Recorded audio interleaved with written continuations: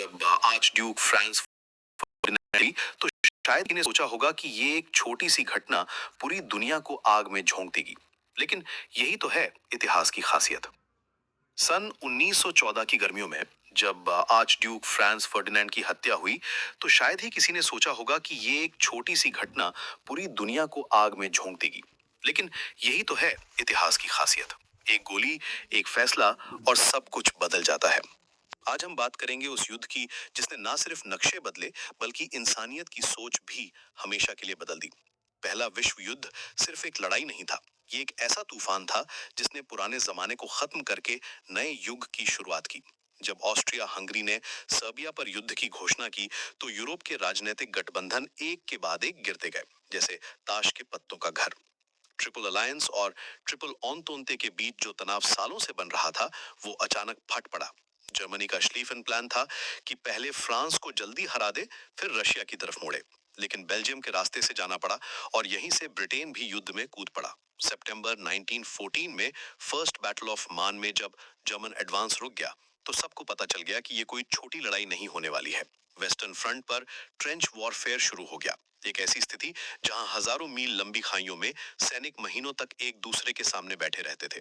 पवन, सोचिए कि उस समय के सैनिकों की क्या हालत रही होगी। नो मैन्स लैंड में कुछ मीटर की जमीन के लिए हजारों जानें चली जाती थीं। वर्डन की लड़ाई में 10 महीने तक लगातार गोलाबारी हुई। फ्रेंच और जर्मन फोर्सेस ने मिलकर 10 लाख से ज्यादा कैजुअल्टीज झेली, सिर्फ एक शहर के लिए। बैटल ऑफ सॉम में पहले दिन ही ब्रिटिश आर्मी के 20,000 सैनिक मारे गए। ये आज तक ब्रिटिश मिलिट्री हिस्ट्री का सबसे खूनी दिन माना जाता है। लेकिन ये युद्ध सिर्फ जमीन पर नहीं लड़ा जा रहा था। समुद्र में जर्मन यू बोट्स ने सबमरीन वॉरफेयर को एक नया आयाम दिया। लुसिटेनिया जैसे पैसेंजर शिप्स को डुबोना, अनरिस्ट्रिक्टेड सबमरीन वॉरफेयर, इन सब ने युद्ध के नियम ही बदल दिए। हवा में भी लड़ाई हो रही थी। शुरुआत में एयरक्राफ्ट सिर्फ रिकॉनेसेंस के लिए इस्तेमाल होते थे, लेकिन जल्दी ही फाइटर प्लेन्स और बॉम्बिंग रेड्स शुरू हो गईं। रेड बैरन जैसे एस पायलट्स सेलिब्रिटीज बन गए। तकनीकी बदलाव का असर देखना हो तो मशीन गन्स को देखिए। हायरम मैक्सिम के इस इन्वेंशन ने पूरी इन्फेंट्री वॉरफेयर बदल दी। एक मशीन गन कई सौ सैनिकों को रोक सकती थी। इसी वजह से ट्रेंच वॉरफेयर इतनी डेडली हो गई। फिर आए टैंक्स। ब्रिटेन ने 1916 में पहली बार इस्तेमाल किए। शुरुआत में ये बहुत क्रूड थे, लेकिन इन्होंने स्टेलमेट तोड़ने का रास्ता दिखाया। सबसे डरावनी चीज थी पॉइजन गैस का इस्तेमाल। अप्रैल 1915 में जर्मन्स ने याइपर में पहली बार क्लोरीन गैस छोड़ी। एलाइड सोल्जर्स को कुछ समझ नहीं आया कि ये पीली हरी क्लाउड क्या है। जो भी इसके संपर्क में आया उसकी हालत देखने लायक नहीं थी। बाद में मस्टर्ड गैस, फॉस्जीन जैसी और भी डेडली गैसेस आईं। गैस मास्क्स बने, लेकिन साइकोलॉजिकल इम्पैक्ट इतना था कि केमिकल वॉरफेयर को बाद में बैन करना पड़ा। ईस्टर्न फ्रंट पर स्थिति अलग थी। रशिया की विशाल सेना थी, लेकिन इक्विपमेंट और लीडरशिप की कमी थी।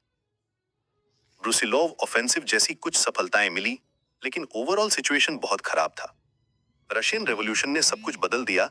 लेनिन और बोल्शेविक्स के सत्ता में आने के बाद रशिया ने ट्रीटी ऑफ ब्रेस्ट लिटोवस्क साइन करके युद्ध से बाहर निकलने का फैसला किया। अमेरिका का एंट्री युद्ध का टर्निंग पॉइंट था। जिम्मरमैन टेलीग्राम और अनरिस्ट्रिक्टेड सबमरीन वॉरफेयर की वजह से अप्रैल 1917 में यूएस ने जर्मनी के खिलाफ युद्ध की घोषणा की। अमेरिकन एक्सपेडिशनरी फोर्सेस के आने से एलाइड पावर्स को फ्रेश ट्रूप्स और रिसोर्सेज मिले। बैटल ऑफ कैंटिग्नी में अमेरिकन्स ने अपनी पहली मेजर विक्ट्री हासिल की। युद्ध के अंतिम महीनों में जर्मनी की स्थिति बिगड़ती गई। 100 डेज ऑफेंसिव में एलाइड फोर्सेस ने जर्मन लाइंस को तोड़ दिया। नवंबर 11, 1918 को आर्मिस्टिस साइन हुई और युद्ध खत्म हुआ, लेकिन इसके कॉन्सिक्वेंसेस अभी शुरू हुए थे। ट्रीटी ऑफ वर्साय ने जर्मनी पर भारी वॉर रेपरेशंस लगाए। ऑटोमन एम्पायर और ऑस्ट्रो हंगेरियन एम्पायर का विभाजन हुआ। नए देश बने, Poland, Czechoslovakia, Yugoslavia. Middle east में ब्रिटिश और फ्रेंच मैंडेट्स बने। रशियन एम्पायर की जगह सोवियत यूनियन आया। ये सब चेंजेस इतने ड्रामेटिक थे कि पूरा वर्ल्ड ऑर्डर बदल गया। सोशल इम्पैक्ट भी कम नहीं था। विमेन ने वॉर एफर्ट में बड़ा रोल प्ले किया था, जिससे विमेन्स राइट्स मूवमेंट को बूस्ट मिला। क्लास स्ट्रक्चर्स हिल गए। ट्रेडिशनल एरिस्टोक्रेसी का इन्फ्लुएंस कम हो गया। आर्ट, लिटरेचर, फिलॉसफी, सब कुछ में डिसइल्यूजनमेंट का भाव आ गया। लॉस्ट जनरेशन के राइटर्स ने वॉर की फ्यूटिलिटी और हॉरर को अपने काम में रिफ्लेक्ट किया। इकोनॉमिक कॉन्सिक्वेंसेस भी लॉन्ग लास्टिंग थे। वॉर, डेट, इन्फ्लेशन, अनएम्प्लॉयमेंट, ये सब प्रॉब्लम्स डेकेड्स तक चली। जर्मनी में हाइपर इन्फ्लेशन ने मिडिल क्लास को तबाह कर दिया। यही इकोनॉमिक इंस्टेबिलिटी बाद में फैशिज्म के राइज का कारण बनी। ये युद्ध मॉडर्न वॉरफेयर की शुरुआत थी। टोटल वॉर का कॉन्सेप्ट, सिविलियन टारगेट्स, प्रोपोगंडा का सिस्टमैटिक यूज, ये सब चीजें पहली बार स्केल पर देखी गईं। टेक्नोलॉजी का रोल इतना इंपॉर्टेंट हो गया कि फ्यूचर वॉर्स की डायरेक्शन ही बदल गई। आज जब हम पीछे मुड़कर देखते हैं तो पहला विश्व युद्ध एक वाटरशेड मोमेंट लगता है।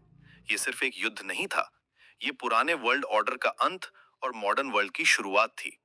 इसने दिखाया कि टेक्नोलॉजी कितनी डिस्ट्रक्टिव हो सकती है, लेकिन साथ ही ये भी कि ह्यूमन रेजिलियंस कितनी स्ट्रांग होती है।